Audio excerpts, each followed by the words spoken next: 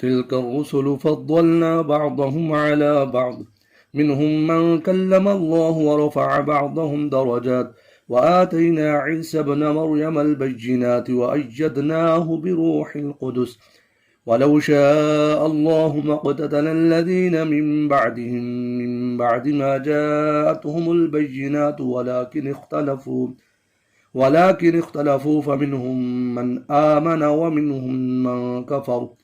ولو شاء الله ما اقتتلوا ولكن الله يفعل ما يريد يا أيها الذين آمنوا أنفقوا مما رزقناكم من قبل أن يأتي يوم لا بيع فيه ولا خلة ولا شفاعة والكافرون هم الظالمون الله لا إله إلا هو الحي القيوم لا تأخذه سنة ولا نوم له ما في السماوات وما في الأرض من ذا الذي يشفع عنده إلا بإذنه يعلم ما بين أيديهم وما خلفهم ولا يحيطون بشيء من علمه إلا بما شاء وسع كرسيه السماوات والأرض ولا يؤوده حفظهما وهو العلي العظيم لا إكراه في الدين قد تبين الرشد من الغي فمن يكفر بالطاغوت ويؤمن بالله فقد استمسك بالعروة الوثقى لا انفصام لها والله سميع عليم الله ولي الذين آمنوا يخرجهم من الظلمات إلى النور والذين كفروا أولياؤهم الطاغوت يخرجونهم من النور إلى الظلمات أولئك أصحاب النار هم فيها خالدون ألم تر إلى الذي حاج إبراهيم في ربه أن آتاه الله الملك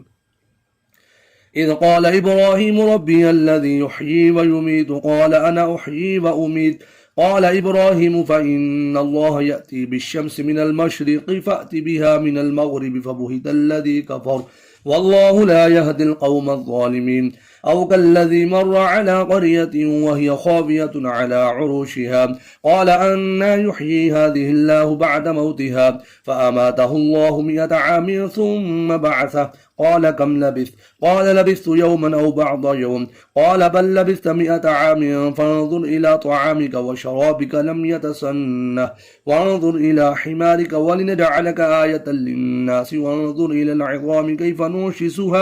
كيف ننشزها ثم نكسوها لحما فلما تبين له قال أعلم أن الله على كل شيء قدير وإذ قال إبراهيم ربي أرني كيف تحيي الموتى قال ولم تؤمن قال بلى ولكن ليطمئن قلبي قال فخذ 4 من الطير فصرهن إليك ثم اجعل على كل جبل منهن جزءا ثم ادعهن يأتينك سعيا واعلم أن الله عزيز حكيم مثل الذين ينفقون أموالهم في سبيل الله كمثل حبة أنبتت 7 سنابل في كل سنبلة 100 حبة والله يضاعف لمن يشاء والله واسع عليم الذين ينفقون أموالهم في سبيل الله ثم لا يتبعون ما أنفقوا منا ولا أذى لهم أجرهم عند ربهم ولا خوف عليهم ولا هم يحزنون قول معروف ومغفرة خير من صدقة يتبعها أذى والله غني حليم يا أيها الذين آمنوا لا تبطلوا صدقاتكم بالمن والأذى كالذي ينفق ماله رئاء الناس ولا يؤمن بالله واليوم الآخر فمثله كمثل صفوان عليه تراب فأصابه وابل فتركه صلدا لا يقدرون على شيء مما كسبوا والله لا يهدي القوم الكافرين ومثل الذين ينفقون أموالهم ابتغاء مرضات الله وتثبيتا من أنفسهم كمثل جنة بربوة أصابها وابل فآتت أكلها ضعفين فإن لم يصبها وابل فطل والله بما تعملون بصير أيود أحدكم أن تكون له جنة من نخيل وأعناب تجري من تحتها الأنهار له فيها من كل الثمرات وأصابه الكبر وله ذرية ضعفاء فأصابها إعصار فيه نار فاحترقت كذلك يبين الله لكم الآيات لعلكم تتفكرون يا أيها الذين آمنوا أنفقوا من طيبات ما كسبتم ومما أخرجنا لكم من الأرض ولا تيمموا الخبيث منه تنفقون ولستم بآخذيه إلا أن تغمضوا فيه واعلموا أن الله غني حميد الشيطان يعدكم الفقر ويأمركم بالفحشاء والله يعدكم مغفرة منه وفضلا والله واسع عليم يؤتي الحكمة من يشاء ومن يؤت الحكمة فقد أوتي خيرا كثيرا وما يذكر إلا أولو الألباب وما أنفقتم من نفقة أو نذرتم من نذر فإن الله يعلمه وما للظالمين من أنصار إن تبدوا الصدقات فنعما هي وإن تخفوها وتؤتوها الفقراء فهو خير لكم ويكفر عنكم من سيئاتكم والله بما تعملون خبير ليس عليك هداهم ولكن الله يهدي من يشاء وما تنفقوا من خير فلأنفسكم وما تنفقون إلا ابتغاء وجه الله وما تنفقوا من خير يوفى إليكم وأنتم لا تظلمون للفقراء الذين أحصروا في سبيل الله لا يستطيعون ضربا في الأرض يحسبهم الجاهل أغنياء من التعفف تعرفهم بسيماهم لا يسألون الناس إلحافا وما تنفقوا من خير فإن الله به عليم الذين ينفقون أموالهم بالليل والنهار سرا وعلانية فلهم أجرهم عند ربهم ولا خوف عليهم ولا هم يحزنون الذين يأكلون الربا لا يقومون إلا كما يقوم الذي يتخبطه الشيطان من المس ذلك بأنهم قالوا إنما البيع مثل الربا وأحل الله البيع وحرم الربا فمن جاءه موعظة من ربه فانتهى فله ما سلف وأمره إلى الله ومن عاد فأولئك أصحاب النار هم فيها خالدون يمحق الله الربا ويربي الصدقات والله لا يحب كل كفار أثيم إن الذين آمنوا وعملوا الصالحات وأقاموا الصلاة وآتوا الزكاة لهم أجرهم عند ربهم ولا خوف عليهم ولا هم يحزنون يا أيها الذين آمنوا اتقوا الله وذروا ما بقي من الربا إن كنتم مؤمنين فإن لم تفعلوا فأذنوا بحرب من الله ورسوله وإن تبتم فلكم رؤوس أموالكم لا تظلمون ولا تظلمون وإن كان ذو عسرة فنظرة إلى ميسرة وأن تصدقوا خير لكم إن كنتم تعلمون واتقوا يوما ترجعون فيه إلى الله ثم توفى كل نفس ما كسبت وهم لا يظلمون يا أيها الذين آمنوا إذا تداينتم بدين إلى أجل مسمى فاكتبوه وليكتب بينكم كاتب بالعدل ولا يأبى كاتب أن يكتب كما علمه الله فليكتب وليملل الذي عليه الحق وليتق الله ربه ولا يبخس منه شيئا فإن كان الذي عليه الحق سفيها أو ضعيفا أو لا يستطيع أن يمل هو فليملل وليه بالعدل واستشهدوا شهيدين من رجالكم فإن لم يكونا رجلين فرجل وامرأتان مما ترضون من الشهداء أن تضل إحداهما فتذكر إحداهما الأخرى ولا يأبى الشهداء إذا ما دعوا ولا تسأموا أن تكتبوه صغيرا أو كبيرا إلى أجله ذلكم قصة عند الله وأقوم للشهادة وأدنى ألا ترتابوا إلا أن تكون تجارة حاضرة تديرونها بينكم فليس عليكم جناح ألا تكتبوها وأشهدوا إذا تبايعتم ولا يضار كاتب ولا شهيد وإن تفعلوا فإنه فسوق بكم واتقوا الله ويعلمكم الله والله بكل شيء عليم وإن كنتم على سفر ولم تجدوا كاتبا فرهان مقبوضة فإن أمن بعضكم بعضا فليؤدي الذي اؤتمن أمانته وليتق الله ربه ولا تكتموا الشهادة ومن يكتمها فإنه آثم قلبه والله بما تعملون عليم لله ما في السماوات وما في الأرض وإن تبدوا ما في أنفسكم أو تخفوه تخفوه يحاسبكم به الله فيغفر لمن يشاء ويعذب من يشاء والله على كل شيء قدير. آمن الرسول بما أنزل إليه من ربه والمؤمنون كل آمن بالله وملائكته وكتبه ورسله لا نفرق بين أحد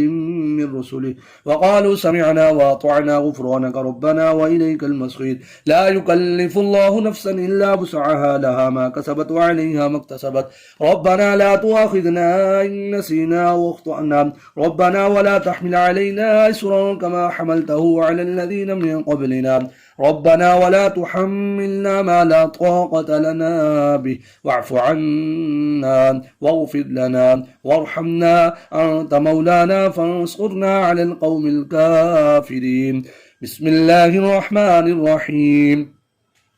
ألف لام ميم الله لا إله إلا هو الحي القيوم نزل عليك الكتاب بالحق مصدقا لما بين يديه وأنزل التوراة والإنجيل من قبل هدى للناس وأنزل الفرقان إن الذين كفروا بآيات الله لهم عذاب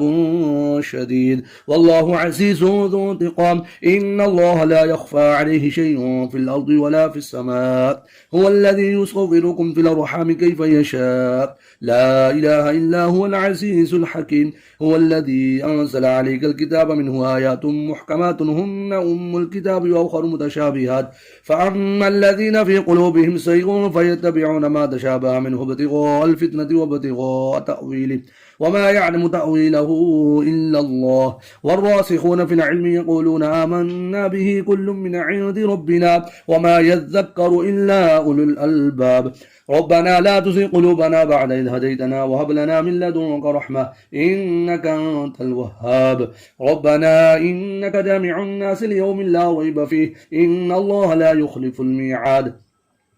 إن الذين كفروا لا تغني عنهم أموالهم ولا أولادهم من الله شيئا وأولئك هم وقود النار كدأب آل فرعون والذين من قبلهم كذبوا بآياتنا فأخذهم الله بذنوبهم والله شديد العقاب قل للذين كفروا ستغلبون وتحشرون إلى جهنم وبئس المهاد قد كان لكم آية في فئتين التقتا فئة تقاتل في سبيل الله وأخرى كافرة يرونهم مثلهم رأي العين والله يؤيد بنصره من يشاء إن في ذلك لعبرة لأولي الأبصار زجن للناس حب الشهوات من النساء والبنين والقناطير المقنطرة من الذهب والفضة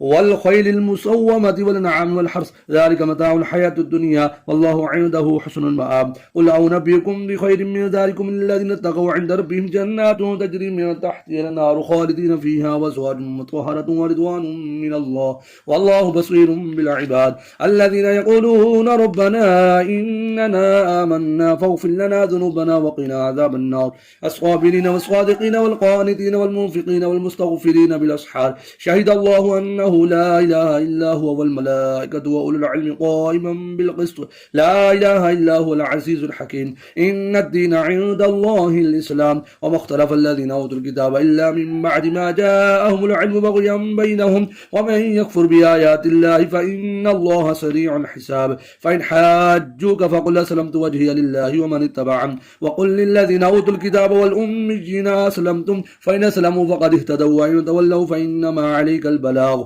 والله بصير بالعباد إن الذين يكفرون بآيات الله ويقتلون النبيين بغير حق ويقتلون الذين يأمرون بالقسط من الناس فبشرهم بعذاب أليم أولئك الذين حبطت أعمالهم في الدنيا والآخرة وما لهم من ناصرين ألم تر إلى الذين أوتوا نصيبا من الكتاب يدعون إلى كتاب الله ليحكم بينهم ثم يتولى فريق منهم وهم معرضون ذلك بأنهم قالوا لا تمسنا النار إلا أياما معدودات وغرهم في دينهم ما كانوا يفترون فكيف إذا جمعناهم ليوم لا ريب فيه ووفيت كل نفس ما كسبت وهم لا يظلمون قل اللهم مالك الملك تؤتي الملك من تشاء وتنزع الملك ممن تشاء وتعز من تشاء وتذل من تشاء بيدك الخير إنك على كل شيء قدير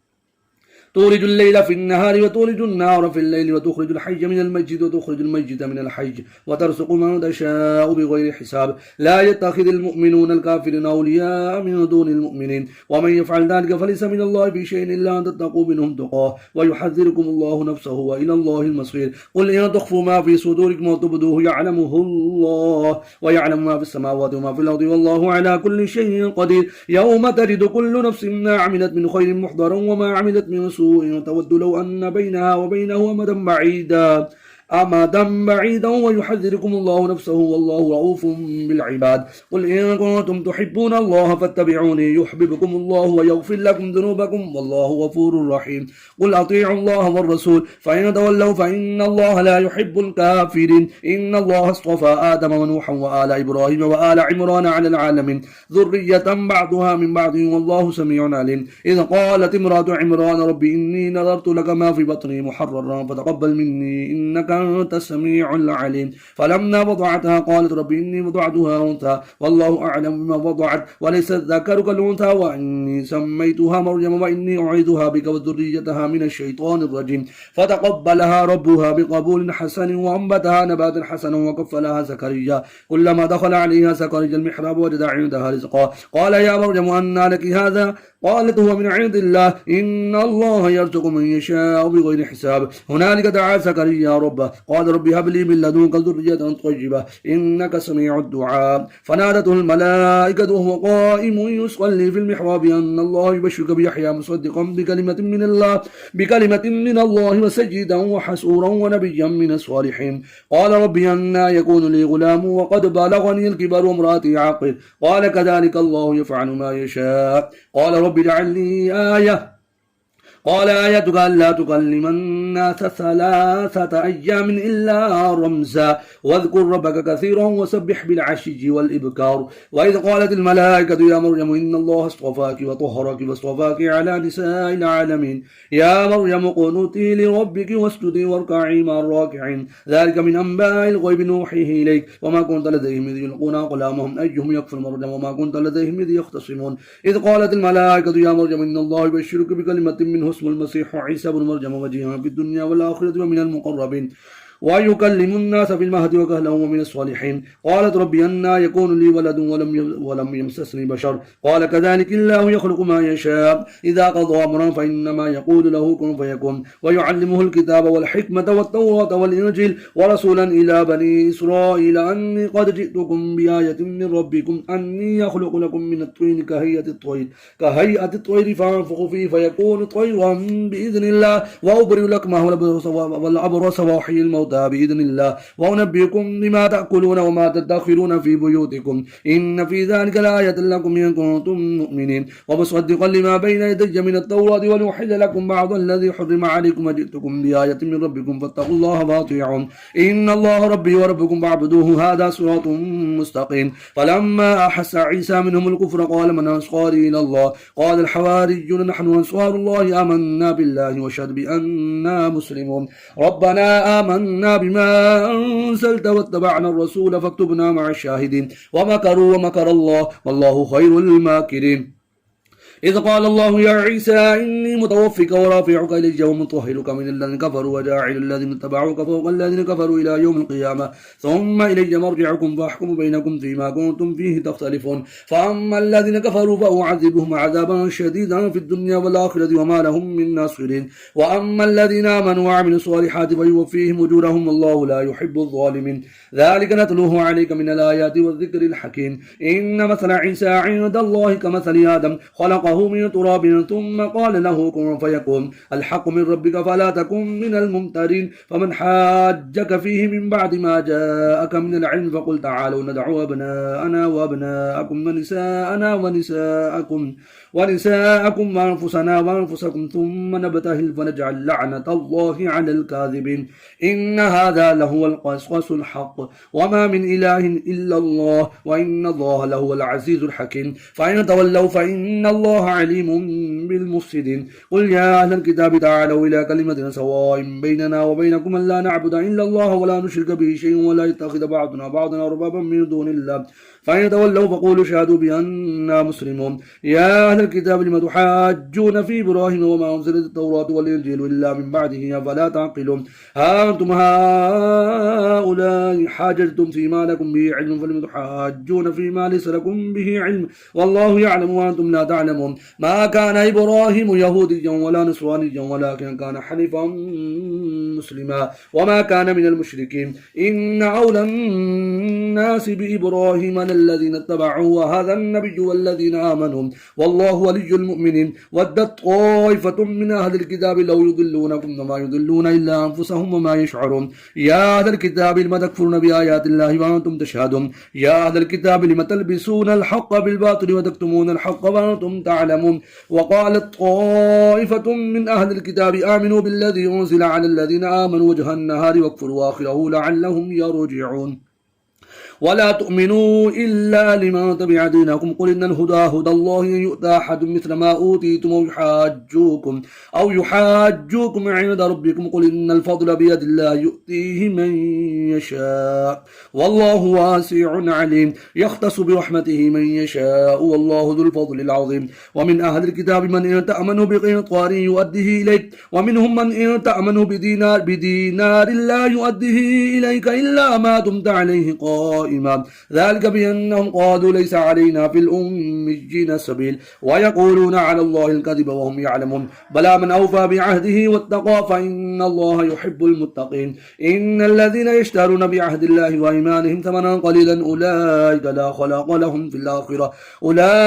خلاق لهم في الآخرة ولا يكلمهم الله ولا ينظر إليهم يوم القيامة ولا يزكيهم ولهم عذاب أليم وإن منهم لفريقا يلمون ألسنتهم بالكتاب لتحسبوه من الكتاب وما هو من الكتاب ويقولون هو من عند الله وما هو من عند الله ويقولون على الله الكذب وهم يعلمون ما كان لبشر أن يؤتيه الله الكتاب والحكم والنبوة ثم يقول للناس كونوا عبادا لي من دون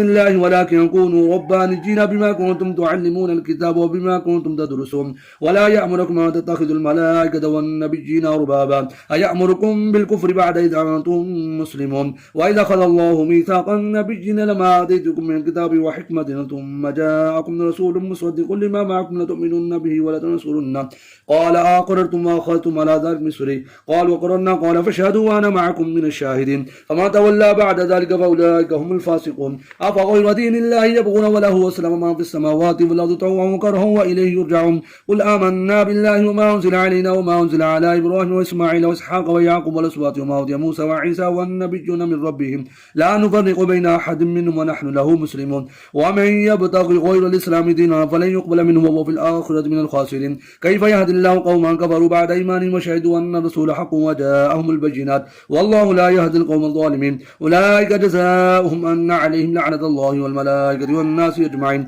خالدين فيها لا يخفف عنهم العذاب ولا هم ينظرون إلا الذين تابوا من بعد ذلك واصلحوا فإن الله غفور رحيم إن الذين كفروا بعد إيمانهم ثم ازدادوا كفرا لن تقبل توبتهم أولئك هم الضالون إن الذين كفروا وماتوا هم كفار فلن يقبل من أحدهم ملء الأرض ذهبا ولا بافتدى به أولئك لهم عذاب أليم